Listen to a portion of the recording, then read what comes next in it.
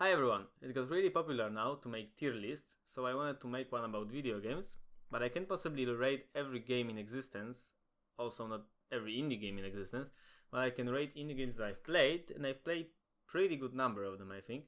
So yeah, let's start from the bottom. The Forager is a new game. It's pretty fun for 5 hours, but later everything starts to make itself and you are just waiting for everything to be done. And combat system is pretty bad because everything is just too easy to kill, so I think $20, it's a little too much for this game. I think, I know that we will get some new content in the future, but at its current state it's not worth $20. Wizard of Legend is a pretty fun game until you beat the final boss, because there are not a lot of items here. When you already fought the final boss, you actually seen everything the game has to offer. Recently they added some new stuff, but it's still not enough for me. It's a C tier. Don't Starve. I've always had mixed feelings about Don't Starve because at the start it's really fun trying to survive, but later it gets really stale and a little boring. And I mean, first 2 or 3 playthroughs I really had fun with it, so maybe I will put it in B tier. I've tried to come back to it when new DLCs arrive, but I just didn't enjoy it anymore like I used to. Risk of Rain 2 is another recent game. It's really fun, but same thing like with Wizard of Legends, it just needs more stuff, more enemies, items and events, but it has a big potential to be even an S tier for me. Okay, so let's move to the B tier. Super Meat Boy is a classic challenging platformer.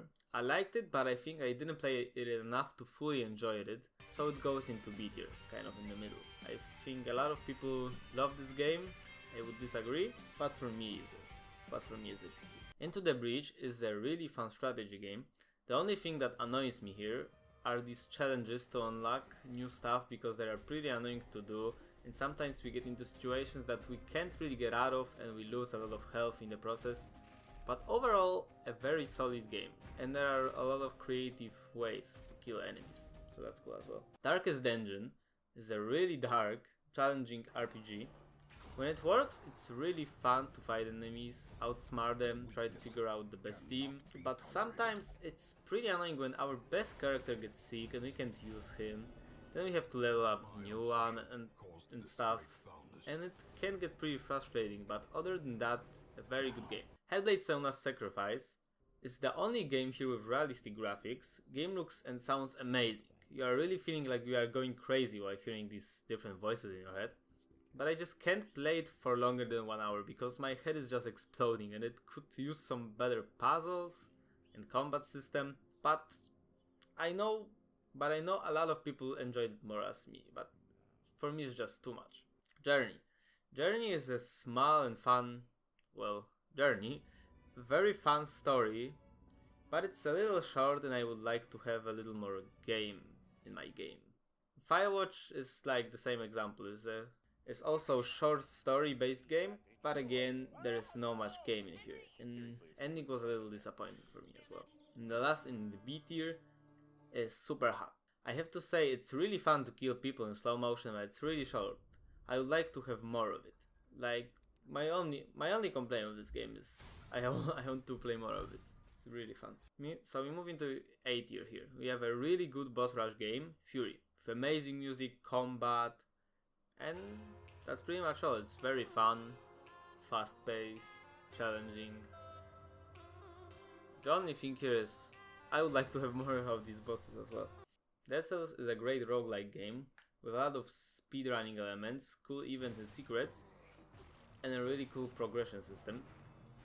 But I just wish there were more enemies here and more cool weapons, because most of the time we use the same weapons because other ones are just bad. Next one is Cuphead. Cuphead is a beautifully looking and sounding game. Everything is hand-drawn and it feels like watching really old cartoons. But because it all takes so much time to make the game like this, it's really short, but it's still a thrill to play. Inside is another great story game with some cool puzzles. Story is really strong and fun to go through. I really loved it. Just the atmosphere and the message that it sends. A really good game.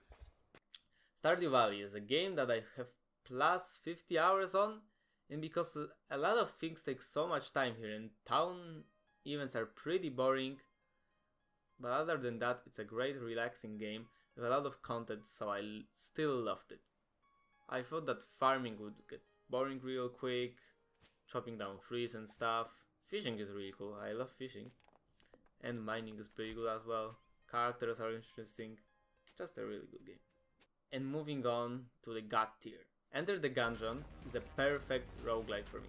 Tons of weapons, secrets, NPCs, events, references to other games, great humor, a lot of interesting characters with their own story, very challenging and just overall a great game.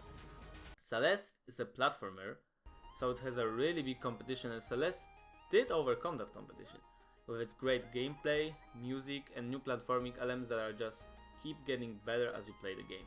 Hollow Knight. This game was really big and fun with great platforming and music and perfect combat for me. And boss fights of course. And they released even more free content. I think for every fan of Metroidvanias, Hollow Knight is a must play. Minecraft is a classic that I played a lot when I was younger. There's just so much things to do here. And the game got so popular that there are tons of servers and mods for this game to make it even better. Minecraft just holds a special place in my heart, so it's in the S tier.